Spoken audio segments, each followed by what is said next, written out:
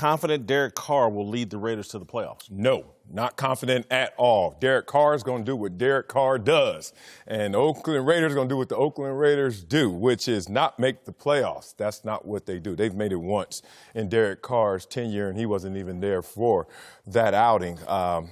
Derek Carr being a franchise quarterback is a question that obviously is difficult to answer.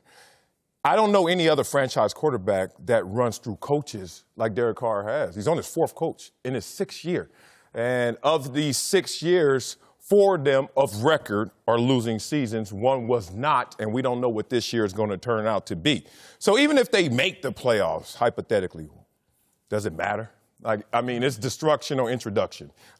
Hello? Yeah, it's AFC team right here. Yeah, 53 limos. We need 53 limos to the Oakland hotel. Josh Jacobs, you need a limo? No, I'm just, hey, look, he on the team. He wearing silver and black. He gets a limo, too, even though he doesn't deserve it. Yeah. I just look at it like you are a team that caused 3 turnovers.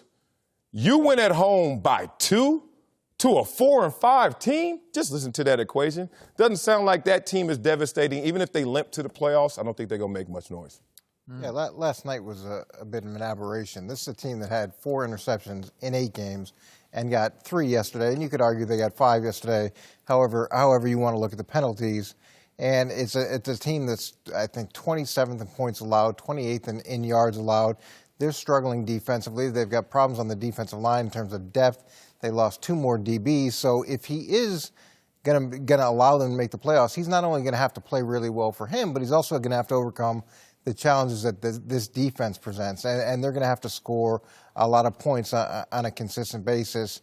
He was in the running for the MVP at one point in his career, and he's shown that potential. And I do think the second year in an offensive system is the difference between understanding what you have to do and understanding why you do it. And you're seeing some of that growth as you go through the course of this season. Like that. Yeah, I think this was a team that has struggled, and the answer is no. Not confident that he leads them to the playoffs, but can he manage them to the playoffs? You look at some of these other teams that are in the hunt, the Steelers, the Jaguars, the Titans. Then you look at, okay, is it the Bills and the Colts that may or not finish out in a way that gives the opportunity for a Raiders team to slip in there? I think it's not about him leading them. I think it's more about him managing it. I think maybe that's what you're alluding to a little bit, knowing what your capabilities are. He has the ability to make big plays. He has the ability to be a quarterback that could be the reason why you win. But I think right now they run the ball, they play defense, and as long as he manages the games, they have a chance of winning enough games to get to the playoffs. Well, look, their defense scored a touchdown last night. They jumped out to a 10-0 lead. I think they had the ball up 10-0. And Derek Carr overthrew some guys and a 3-and-out that allowed San Diego or the Los Angeles Chargers to get back in the game. I just wasn't impressed with Derek Carr. And then I looked up and I was just shocked at how many mental errors the Raiders made. Defensive lineman 3 times couldn't line up on side and got called for being in the neutral zone. Maybe it was questionable. Maybe it was ticky-tack. The ref should have let it go.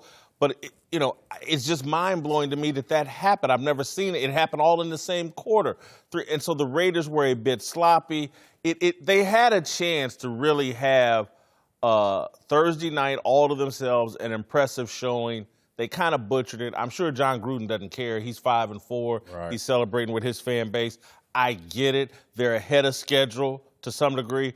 Even with this schedule, though, I'm not confident that they complete the deal.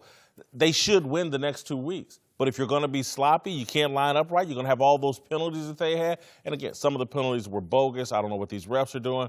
But if Derek Carr is not going to be sharp, they're going to – because Pittsburgh, Buffalo, Indianapolis – they're going to jack up this opportunity to make the playoffs as a wild card. Yeah, just this team coming in, I know a lot of people were making notice of their travel schedule, which obviously hindered them in early parts of the season. But if you look at their wins, Denver, Colts, Bears, Lions, like no team that we can all declare definitively that's a good team. Just teams on the bubble. Agreed. And the Chargers, is a good team that doesn't know how to play well and doesn't know how good they are. So I don't see the signature win, and I don't see the signature performance to give me confidence about this team postseason. Well, it's also, we're talking about the Chargers, and this is a team that just has a new offensive coordinator. It's only his second game on a short week.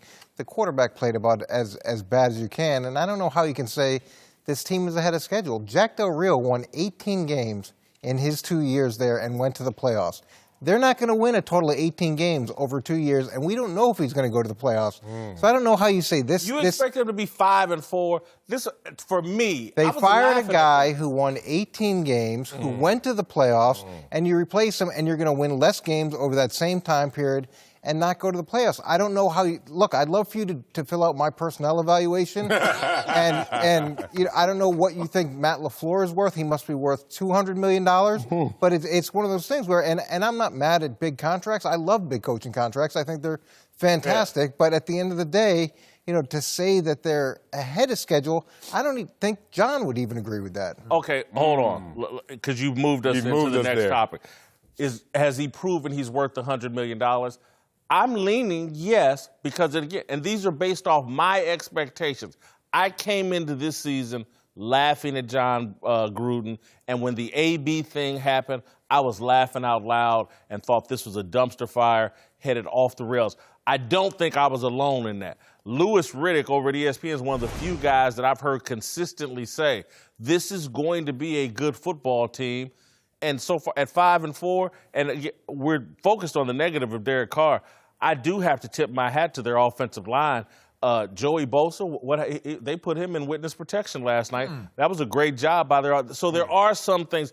I contend they're ahead of schedule at 5-4 this season based off my expectations. You know what? Those are reset expectations. And look, you move the goalpost or you move the starting line, the race is going to look different, to Coach's point of Jack Del Rio. And let's talk about the coaching carousel and why I think he is worth the $100 million. It's not just because he's a coach. It's because he's a brand. Think about all the coaches that came before Gruden. And I play for Jack Del Rio, who I have tremendous respect for. Tony Sperano, Dennis Allen, Hugh Jackson, Tom Cable, Lane Kiffin. What's the commonality in all those? Not one of those coaches are coaching right now as a head coach. Whatever's going on in this organization, whatever's going on with Derek Carr, it is a coach killer. And to the point, not just in your locale as being the Oakland Raiders head coach, but you won't be coaching somewhere else in the near future. So what do you bring in? Someone who can withstand that pressure, that turmoil.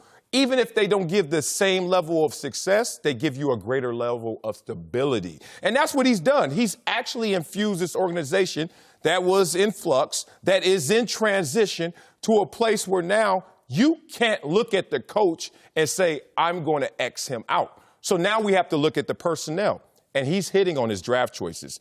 The last 2 games, 6 scrimmage touchdowns were scored by 4 different rookies, all of their touchdowns.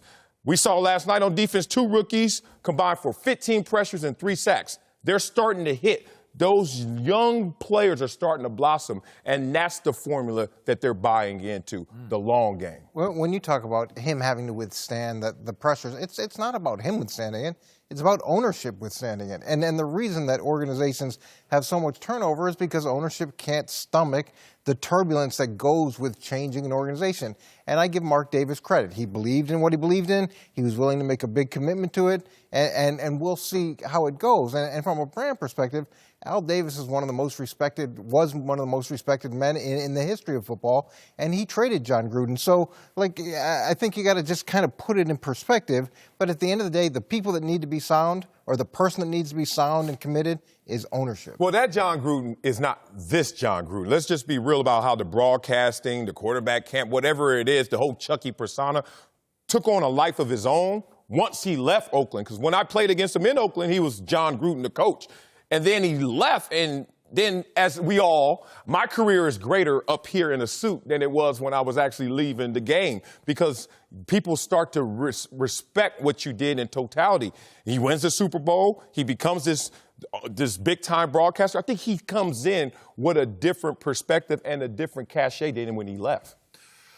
Yeah, I think he's worth the $100 million contract, and I think a lot of it has to do with the broadcasting side of it. You're going to have to put something out there that was enticing enough for him to leave the stability of what he had already, established. That's one, that there's that added value. I think the second thing you got to take into consideration is the fan base and how popular this franchise is, and being able to, what we say, withstand what's taking place and it is a rebuild that's going on in Oakland right now, and there's no way around that. For as good as Coach Del Rio may have done when he was there, since his departure, it has been a team in flux. So he seemingly has put some stability in place. One point that was not made is we're talking about, can they make it to the playoffs? They're only one game away from the team that's leading but they're only one team away from that. One win away. But listen, Eric, I hear what you're saying, but I think if Mark Davis is sitting there saying, why did I spend $100 million on Jon Gruden? Because I'm transitioning this franchise to Las Vegas.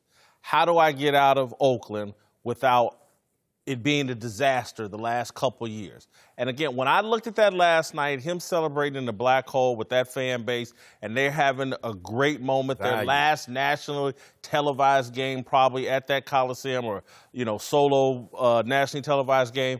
And so I just feel like Mark Davis is sitting there going, this is what I paid for. Yeah. We're leaving Oakland on a high note, despite trading Khalil Mack, despite what happened with Antonio Brown, this is ending on a high note, and we're going to run off to Las Vegas with maybe they go 8-8, 7-9, but they're going to be optimistic going into next season, their first year in Las Vegas. Yeah. All right, stick around.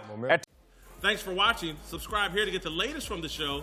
And be sure to check out more of the best clips from Speak For Yourself, or go watch a few segments from our other shows on FS1.